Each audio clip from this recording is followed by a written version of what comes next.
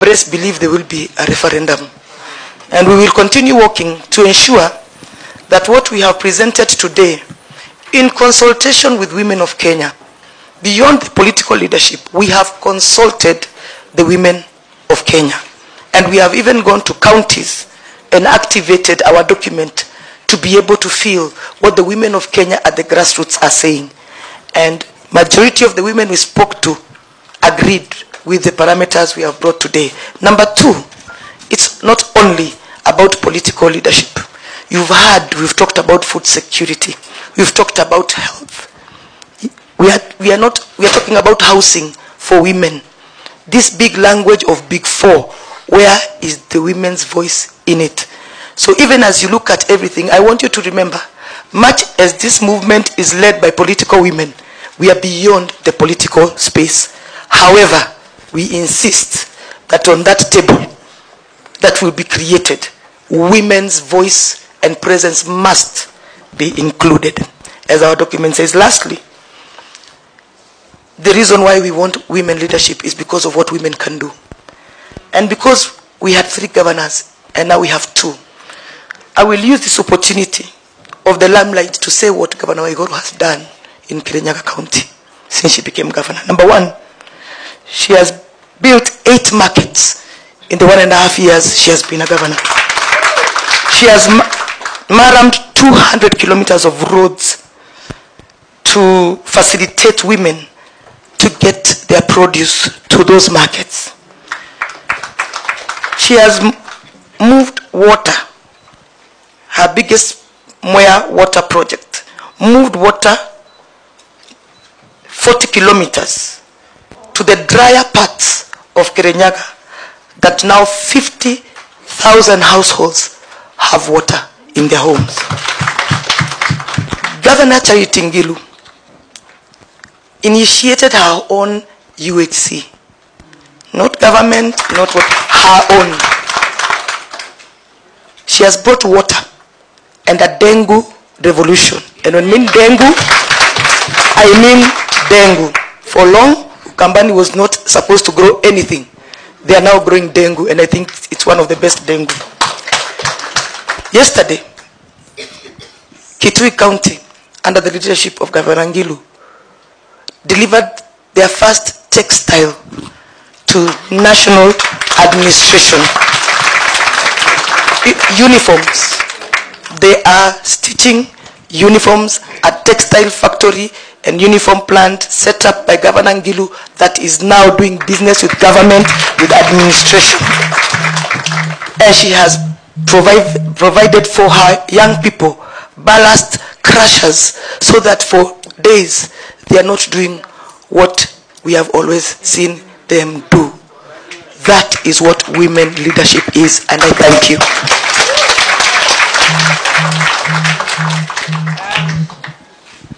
Thank you, our cast. Women power. Women power.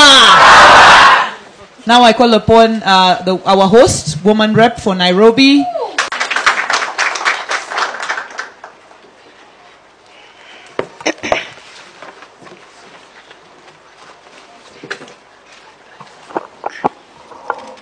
Chair of the BBI and all the members of the BBI, I will share the portion on the inclusivity in the legislature at the national and county levels.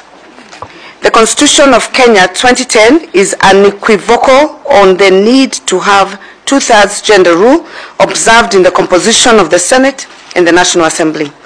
Currently, the composition of the parliament does not meet the gender threshold to the detriment of women, and there is a need for full implementation of the Constitution to protect the gains of women enshrined within the 2010 Constitution by ensuring the implementation of the 2/3 gender rule in the composition of the National Assembly and Senate.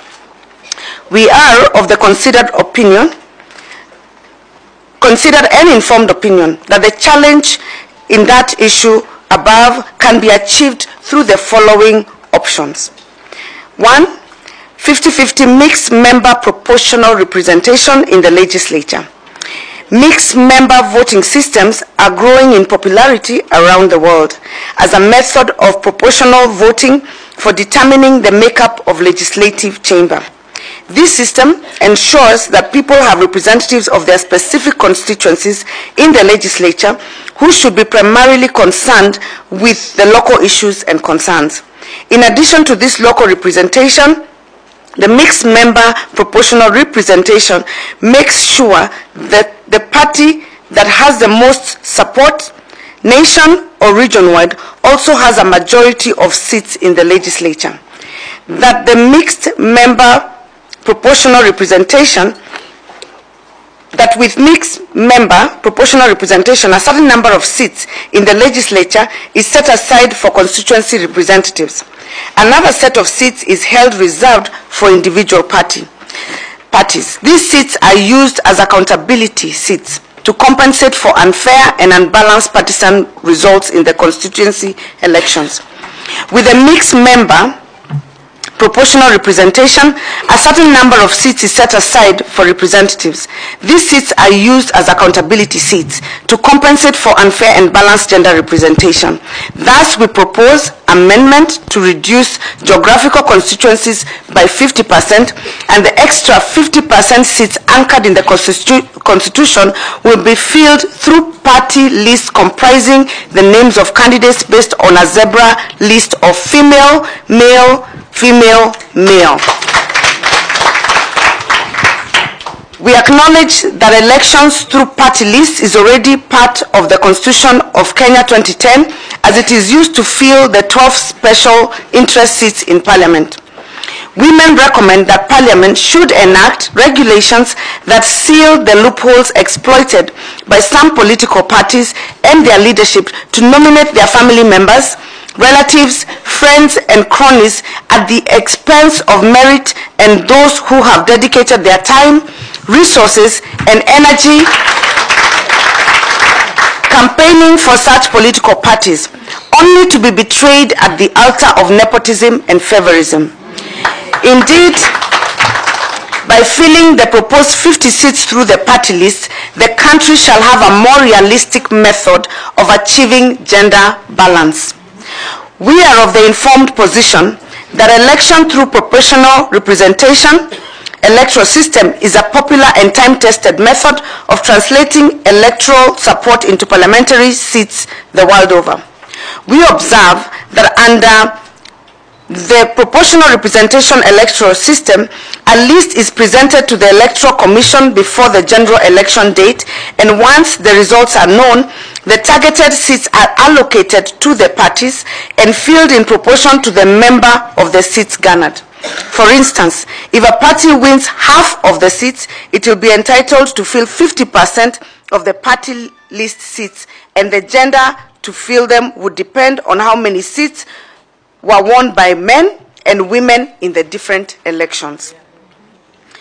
We have an alternative point of view and proposal in the event that the country does not change its current electoral system or retains the first past the post system electoral system.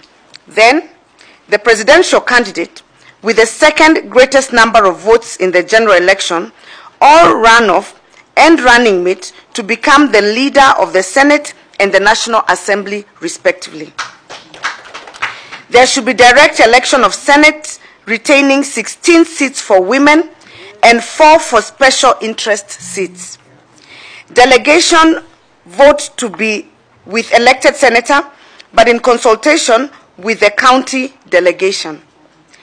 The nominated, that is mostly women, senators, to be given power to vote in matters of national interest and not to be caged or curtailed by their nominating authorities in the name of unquestionable loyalty to the political party. We propose a constitutional amendment on Articles 90, 97, and 98 of the Constitution of Kenya 2010 in order to achieve the not more than 2/3 of either gender rule in the Senate and National Assembly. This can be easily achieved by importing the constitutional formula in Article 177(1)(b) and 2, which provide that a county assembly consists of the number of special seat members necessary to ensure that not more than 2/3 of the membership of the assembly is of the same gender, and 2, the members contemplated in clause 1B shall in each case be nominated by political parties in proportion to the seats received in that election in that county by each political party under paragraph A in accordance with Article 90.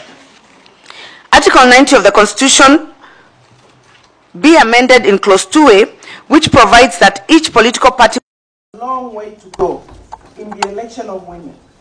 Thus, our strong defense of the gains of women in the 2010 Constitution.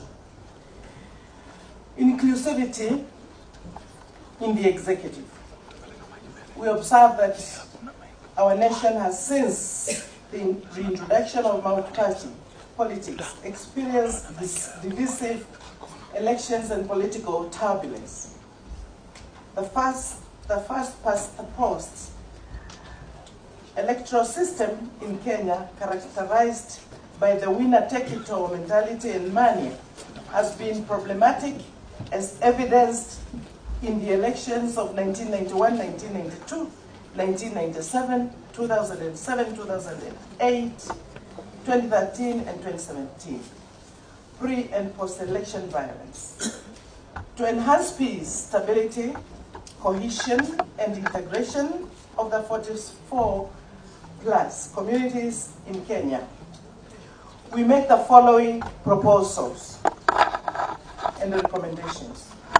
Number 1, the expansion of the presidency and executive, with more seats at the top to provide for president, deputy president, prime minister, and 2 deputy prime ministers, through amendment of Chapter 9 of the Constitution of Kenya 2010 to provide for functions, swearing in, removal, remuneration, and the benefits of the prime minister and the 2 deputy prime ministers.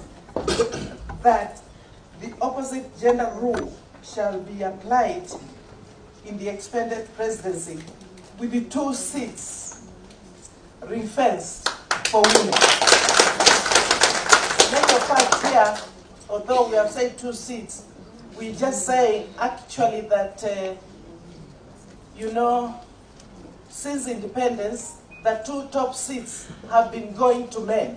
So the 3 that should be now put in the Constitution should actually go to women.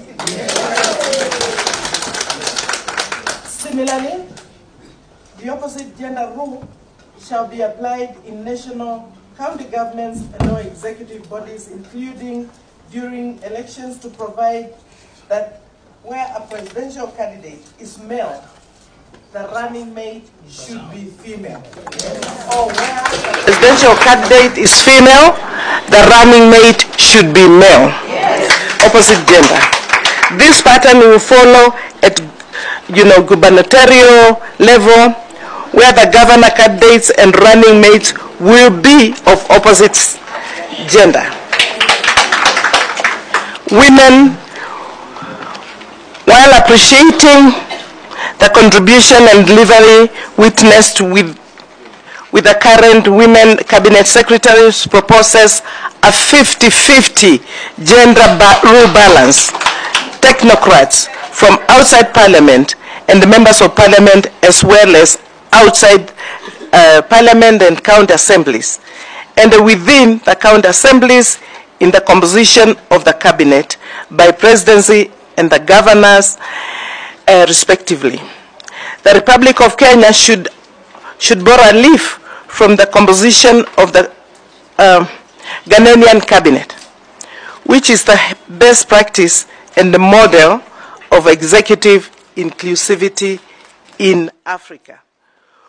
We further propose that a 50-50 male and female gender rule shall be applied in the appointment of cabinet secretaries and other state public officers in the Republic of Kenya to the National Executive Government Secretaries structure and the County Executive Committee structure across the 47 counties.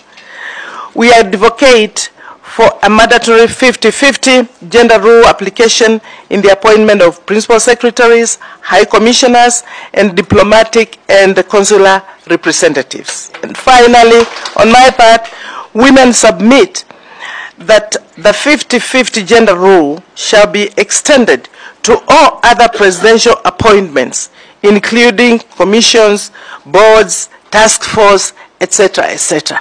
We would like to see, actually, today we are very encouraged when we sat here and we saw the front table, that this is what we want to see. We want women on that high table where decisions are being made, where resources are being shared. The woman carries the burden of the family and of the country. We thank you very much.